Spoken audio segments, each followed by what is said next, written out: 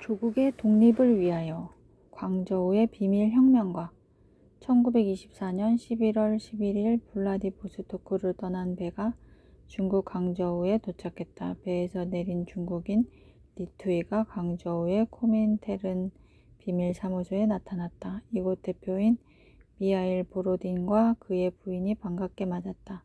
어서 오시오, 웅우옌 아이쿠옥 동지. 코민테른이 파견한 비밀요원 웅우옌 아이쿠옥. 34살의 청년 호치민이 베트남을 떠난 지 13년 만에 아시아로 돌아왔다. 아이쿠옥의 정체는 미하일 보로딘과 그의 부인 외에는 아무도 몰랐다. 중국은 변해 있었다. 호치민이 베트남을 떠나던 해인 1911년 10월에 신해혁명이 일어나 청나라가 망하고 국민당 정부가 들어섰다. 신해혁명 후 중국은 각 지방에 뿌리를 두고 있는 군벌들이 세력 다툼을 벌이는 바람에 한시도 조용한 날이 없었다. 이런 가운데 1920년 창당한 중국 공산당이 서서히 영향력을 키워나가고 있었다. 다른 아시아 국가들은 변함이 없었다. 여전히 유럽 제국주의 국가들이 동남아시아를 식민지로 지배하고 있었고 한국 역시 일본 제국주의의 식민 지배 아래 있었다. 조국 베트남의 상황은 암울하기만 했다. 그동안 산발적으로나마 이어지던 독립투쟁은 이제 지지부진한 상태였다. 독립투쟁의 지도자들은 뿔뿔이 흩어졌고 대중들은 갈 길을 잃었다. 아이쿠옥은 도착하자마자 곧바로 일을 시작했다. 여기에 온 진짜 목적은 베트남 독립을 위한 혁명 정당을 만드는 일이었다. 중국에서는 수많은 젊은 베트남 독립운동가들이 정열적으로 활동하고 있었다. 하지만 그들에게는 확고한 이념이 없었다. 아이쿠옥은 이미 혁명 이론과 실천 전략을 몸에 익힌 전문가였고 여기에 애국심으로 무장하고 있었다. 아이쿠옥은 중국에서 활동하는 베트남 애국지사 판보이쩌우와 만나 베트남 독립에 관해 논의했다. 그는 중국에서 베트남 독립운동 단체를 이끄는 최고의 지도자였다. 판보이쩌우는 이 젊고 실력 있는 마르크스주의 이론가가 자신의 친구 웅우옌 신삭의 아들임을 알고 깜짝 놀랐다. 자네가 20년 전 바로 그 따타인인가? 정말 반갑네. 자네하고 함께 일하게 돼서 정말 기쁘네. 선생님, 우리 조국 베트남의 독립을 위해 우선 조직을 재편성해야 할 것 같습니다. 또 조직을 이끄는 이념이 필요한데 마르크스 레닌의 혁명 이론이 여기에 딱 맞다고 생각합니다. 판보이저우는 흔쾌하게 자신의 단체 조직원 명단을 아이쿠옥에게 건넸고 아이쿠옥은 조직을 만드는 일에 착수했다. 광저우의 프랑스 조계의 경찰과 인도차이나 경찰은 아연 긴장했다. 광저우 코민테른 지부에 리투이라는 중국인이 나타나 베트남 독립운동가들과 활발히 접촉하는 모습이 심상치 않았다. 프랑스 조계의 경찰은 대뜸 프랑스 본국의 식민지청에 웅우옌 아이쿠옥이 지금 어디 있는지 알아봐 달라고 요청했다. 곧 회신이 왔다. 웅우옌 아이쿠옥은 모스크바에 있다. 광저우의 프랑스 비밀경찰은 베트남 독립운동 조직 안에 스파이를 심어놓았다. 곧 중국인 리투이에 관한 보고가 들어왔다. 리투이는 조심성이 많고 종잡을 수 없는 인물임. 절대 사진을 찍으려 하지 않음. 하지만 엉뚱한 곳에서 호치민의 정체가 들통났다.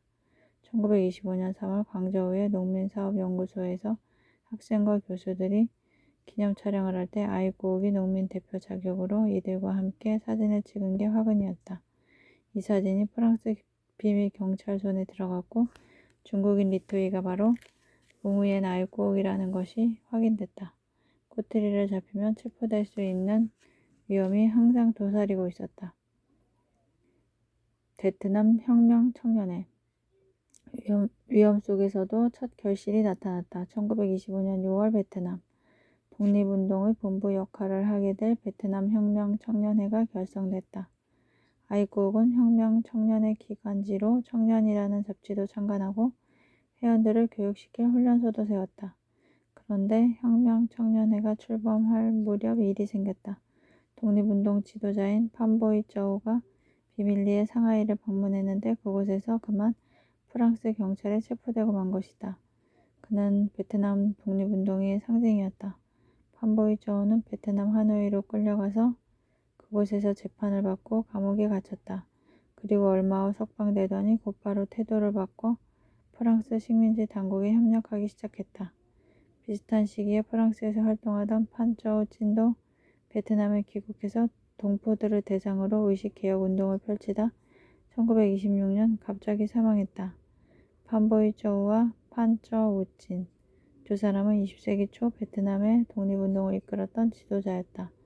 하지만 양대 민족 지도자인 두판 씨의 죽음과 변신은 오히려 베트남 독립운동의 활력을 불어넣었다. 웅우엔 아이국의 혁명 노선이 더욱 힘을 받게 되었다. 가슴 뜨거운 베트남 청년들이 국경을 넘어 혁명 청년회로 몰려들었다. 부설 훈련소는 베트남 혁명을 위한 특별 정치 연구소라는 그럴듯한 간판을 달고 있었다. 큰 교실 뒤에 아이국의 작은 사무실과 침대가 마련되어 있었고 교실 옆엔 기숙사가 있었다. 또 문 뒤쪽으로는 언제 닥칠지 모르는 경찰의 기습에 대비해 비밀 통로도 만들어 놓았다. 베트남 청년들은 여기서 먹고 자며 조국의 해방을 꿈꾸고 공부했다. 작고 허름한 학교였지만 모스크바와 중국 공산당 지도자들이 기꺼이 강연을 하러 와주었다. 뒷날 중국 최고 지도자 반열에 오른 류사오치, 저우원라이 등도 이 학교를 다녀왔다. 이 학교에서 부흥 선생은 단연 인기였다. 어려운 문제를 쉽게 설명하고 형처럼 아버지처럼 따뜻하게 학생들을 보살펴 주었다. 그는 해박한 마르크스 주의자였지만 동양 철학에도 통달했다. 또한 부흥 선생은 최후 승리를 믿는 철저한 낙관론자였다. 그가 바로 호찌민, 우엔 아이국의 또 다른 이름이었다. 1926년께 혁명 청년의 회원은 300명이었고 1년 뒤 1,700명으로 불어났다. 다시 도망자 신세. 세상은 아이국이 원하는 대로 움직여주지 않았다. 1925년 3월 중국 혁명 지도자 순원이 사망하고 장제스가 후계자로 떠오르면서 상황이 바뀌기 시작했다. 그동안 중국에선 국민당과 공산당이 협력해서 지방의 군발 세력을 토벌하고 있었다. 그런데 1927년 4월 12일 장제스는 갑자기 국민당 군대에 공산주의자 검거 명령을 내렸다. 국민당 내 공산주의자들이 자신을 반대한다는 이유 때문이었다. 중국 땅에 피바람이 불기 시작했다. 국민당 군대는 전국에서 공산주의자라는 이유로 수천 명을 한꺼번에 죽였다. 광저우에서도 2,000명을 체포했고 수백 명을 총살했다. 아이국과 가까운 친구, 동지들도 희생을 당했다. 아이국도 서둘러 몸을 숨겨야 했다. 4월 말 아이국의 친구가 비밀 장소로 달려와 숨 넘어가는 소리로 말했다. 빨리 도망가. 광저우를 떠나야 해. 네가 공산주의자라는 사실을 누군가 국민당 군대에 신고했어. 어이없게도 아이국을 밀고 한 사람은 가까운 베트남 사람이었다. 같은 민족, 같이 독립운동을 하는 동지였다. 하지만 배신감에 몸을 떨 여유도 없었다. 며칠 뒤 경찰이 아이국이 숨어있는 곳을 습격했다. 그러나 그곳엔 아무도 없었다. 그 시간 중국인 리투이는 홍콩행 기차 안에서 차창으로 스쳐가는 풍경을 보며 깊은 상념에 빠져 있었다. 37살 호찌민은 또다시 정처 없는 유랑을 시작했다. 광저우 생활은 2년 6개월로 끝나고 말았다. 혁명가로서 보람있는 경험도 많았지만 개인적인 행복과 아픔도 남겨준 시간이었다. 호찌민은 어린 시절 이후 단 한 번도 가정적인 행복을 누려본 적이 없었다. 하지만 주변 사람들의 증언에 따르면 호찌민은 광저우에서 중국 여자와 결혼했으며 둘 사이에 딸도 있었다고 한다. 그러나 그 결혼 생활은 호찌민이 광저우를 탈출하는 바람에 1년을 넘기지 못하고 끝나고 말았다. 이 1년이 안 되는 세월이 호찌민 80평생 가운데 유일한 결혼 생활이자 가정을 꾸렸던 시간이었다. 베트남 독립 이후 국가 주석이 된 호찌민은 중국 공산당의 부인과 딸이 어디 있는지 알아봐달라고 부탁했다고 한다. 하지만 중국 당국도 모녀를 찾아내지 못했다. 호찌민은 아내와 딸을 다시 만나지 못했다. 아무튼 호찌민이 몸을 피한 홍콩도 그다지 안전한 곳이 아니었다. 홍콩 경찰은 리투이라는 이름으로 된 신분증을 수상쩍은 눈으로 살펴보더니 24시간 안에 홍콩을 떠나라고 명령했다. 이번에는 상하이로 가는 배를 탔다. 하지만 상하이는 광저우보다 훨씬 더 위험했다. 결국 아이국은 블라디보스토크로 가는 배를 탈 수밖에 없었다. 그리고 아이국은 한 달 뒤 블라디보스토크에서 모스크바행 기차를 탔다. 2년 7개월 전 혁명의 대의를 품고 아시아를 향하던 그 대륙 횡단 기찻길을 이제 거슬러 가고 있었다. 거친 시베리아 평원에는 초여름의 기운이 완연했다. 모스크바로 되돌아가는 길이지만 실패자의 서글픈 귀향은 아니었다. 조국 독립을 위한 씨앗을 뿌려놓고 또 다른 준비를 하러 가는 길이었다. 두 걸음 전진을 위한 한 걸음 후퇴였다. 그 뒤 1년 동안 아이국은 전 유럽을 돌아다니며 공산당 동지들을 만나 베트남 독립을 위한 지원과 협력을 호소했다. 그리고 코민텔은 동양 사무국에 요청했다. 이제 내가 유럽에서 할 수 있는 일은 없습니다. 지금 이 순간도 인도차이나는 나를 부르고 있습니다. 할 일이 산더미인데 1년 넘게 이 나라 저 나라를 정처 없이 떠돌았습니다. 이제 인도차이나로 돌아갈 때가 됐습니다. 1928년 6월 말 천신만고 끝에 호찌민은 태국으로 가는 배를 탔다. 중국을 탈출한 지 1년 만이었다. 또한 17년 만에 조국 베트남이 있는 인도차이나 반도로 돌아가는 길이었다. 베트남 공산당 1928년 7월 타오친이라는 베트남 사람이 태국의 수도 방콕에 도착했다. 며칠 뒤 타오친은 방콕에서 북쪽으로 300km 정도 떨어진 반동이라는 조그만 마을에 나타났다. 이곳에는 1926년부터 베트남 혁명 청년의 지부가 결성돼 있었다. 타오치는 낮에는 건설 현장에서 육체 노동을 하고 밤에는 주민들을 모아 세계 정세와 인도차이나 문제를 알아듣기 쉽게 설명해 주었다. 또 태국에서 살려면 태국말을 배워야 한다며 자신도 하루에 단어 10개씩을 외우겠다는 계획을 세우고 엄격하게 실천했다. 또 혁명 청년의 기간지를 통해 베트남의 현실과 독립에 대한 의지도 불러넣었다. 이런 소식은 곧바로 태국에 파견돼 있던 프랑스 경찰의 귀에 들어갔다. 태국에서 타오친이라는 사람이 나타나 베트남 사람들이 모여 사는 동네마다 돌아다니며 선동하고 있음.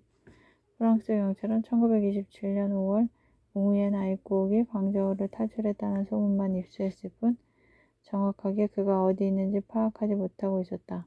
그를 잡으려고 여러 차례 경찰을 투입했지만 그때마다 잘도 도망다녔다. 그는 변장과 피신의 전문가였다. 1929년 10월 10일 안남의 빈 재판소는 아이국이 없는 상태에서 재판을 열고 판결을 내렸다. 국가 반역죄로 옹우옌 아이국을 사형에 처한다. 하지만 사형수 옹우옌 아이국은 지치는 기색도 없이 활동하고 있었다. 그는 베트남 사람들이 있는 곳이면 어디든 달려갔다. 그런 그에게 우울한 소식이 들려왔다. 베트남과 중국에서 활동하는 동지들이 분열과 대립을 일삼고 있다는 소식이었다. 베트남 혁명 청년회는 갈갈이 찢어져 홍콩과 하노이에서 인도차이나 공산당, 안남 공산당, 인도차이나 공산주의 연맹 등 제멋대로 정당을 만들고 서로 자신만이 정통이라고 주장하면서 싸우고 있었다. 적과 싸우기는커녕 동지들끼리 서로 으르렁거리면서 함께 망가지고 있었다. 그의 말 옹우옌 아이국이 머물고 있던 태국 북동부의 조그만 도시에 한 베트남 청년이 도착했다. 광저우에 베트남 혁명 청년회가 파견한 사람이었다. 그는 다짜고짜 아이국에게 빨리 홍콩으로 같이 가자고 재촉했다. 지금 혁명 청년회는 서로 분열돼 다투고 있습니다. 이대로 가다간 모두 함께 죽습니다. 이 분열을 해결할 사람은 아이국 동지밖에 없습니다. 아이국이 홍콩에 도착해보니 한숨이 절로 나왔다. 분열은 소문으로 듣던 것보다 훨씬 심각했다. 말로는 모두 통합을 외치면서도 서로 잡아먹지 못해 안달이었다. 아이국은 분열된 세분파 대표들을 한자리에 초청했다. 2월 3일 첫 회의가 열렸다. 혁명을 하려는 사람들이 이렇게 분열하는 것은 죄악입니다. 우리 모두의 잘못입니다. 당연히 내 잘못도 큽니다. 그러나 지금 급한 것은 누구의 잘못을 가리는 것보다 통합을 이루는 일입니다. 아이국은 코민테른 요원이자 베트남 혁명 청년회를 창립한 주역으로서 회의를 이끌어 나갔다. 회의는 이곳저곳으로 옮겨 다니면서 계속됐다. 심지어 한창 시합이 열리고 있는 축구장 아래에서 회의를 갖기도 했다. 아무리 심각한 갈등과 분열이라도 하나로 뭉치게 하는 묘한 마력. 호치민의 진짜 능력이 나왔다. 세 분파 사이에 토론이 착착 진행됐고 생각보다 쉽게 합의를 이끌어냈다. 결론은 정식으로 공산당을 창당하는 것이었다. 어느 한 당이 중심이 되는 게 아니고 세 개의 당을 모두 해체하고 새로운 정당을 건설하기로 했다. 마지막 남은 문제는 정당의 이름이었다. 아이쿠옥은 홍콩에 오기 전부터 생각해둔 이름이 있었다. 1893년 이후 프랑스 당국이 쓰지 못하게 한 오래된 이름 베트남이라는 나라 이름을 정당 이름으로 쓰기로 했다. 베트남 공산당 모두가 흔쾌히 찬성했다. 나머지 문제들은 술술 풀렸다. 회의는 단 4일 만에 끝났다. 2월 7일 공식적으로 베트남 공산당이 출범했다. 베트남과 중국, 태국 등지에서 당원 300명을 거느린 혁명 정당이 태어난 것이다. 아직은 미약한 존재였다. 그러나 코민텔은 동양 사무국에 보낸 편지를 보면 아이쿠옥의 자부심이 그대로 드러났다. 베트남 공산당이 창건되었습니다.